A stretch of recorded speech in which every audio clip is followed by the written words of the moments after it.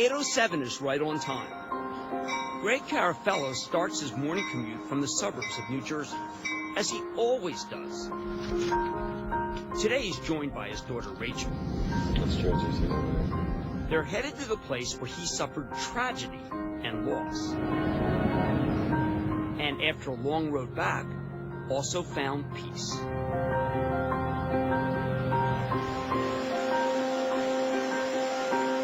What you're looking at here, this is called impact steel. This piece of steel here, this is where 9/11 begins.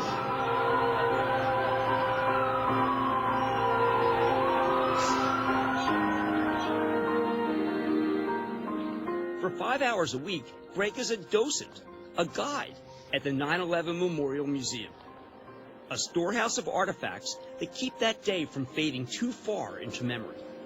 This is where the belly of the plane came through at 440 miles per hour. And it hit so hard that it went through the steel and it severed the elevator cables and then it destroyed the staircases for evacuation. 78 seems to have taken the brunt of the stuff. There's a lot of bodies. They said the stairway is clear all the way up, though. These hallways stir up all kinds of emotions, including one Greg understands himself: fear. Even today, a walk on the plaza, memories back. I remember, now I was a block away, so it wasn't, to me, a sonic boom.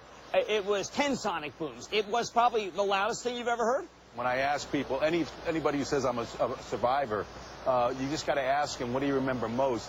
9 out of 10 are going to say the noise level. You've never heard noise that bad. Greg heard the noise of the plane striking because he was there. He ran a small company in the South Tower and fled with one of his employees. You were standing right here as it happens. Tell me what you saw, what you heard that day. Well, this is the exact location of 2 World Trade Center, the South Tower. It's exactly where the building stood. We started on the 18th floor, obviously. We came down. We actually went to the elevator first, and I had my Palm Pilot thinking I'm going to go right back in 15 minutes. In that sense, and for that moment, a bit of another day. Yes, exactly. You open the door, and all you see is the plaza, which is where we used to have concerts, and you could have a coffee or a drink or whatever. To me, it looked like Lebanon in 1983. They were able to make their way under the plaza to safety. We all lost friends that day. You lost a very good friend. Yeah, Jimmy, his name was James Martello. We had grown up since 6 years old together, next to each other, 3 houses away. And we had always been like brothers, really. We're co-captains of the football team. He was my best man at my wedding. My wife and I loved him to death. This is Jimmy's name here. Just one of so many who died on the ground that day. It was overwhelming for Greg, and for a long time, he couldn't bring himself to return. For 5 or 6 years, I avoided it like the plague, actually, because I was really shell-shocked. It was hard. So many people felt that way. It's what he did next that really set him apart. Greg had to find new office space for his company. Of all the places, he chose to come right back here. 85 stories up, Carafello is the only tenant from the old Twin Towers to move into the new building. A lot of people ask me, do you regret it? Are you nervous? And I'm really not at all. I don't regret it a little bit. I just find it the beginning of a new life for me. New life with 2 growing companies, one in printing services and the other in tax prep. Why be here? Because I believe it's the premier address in the world.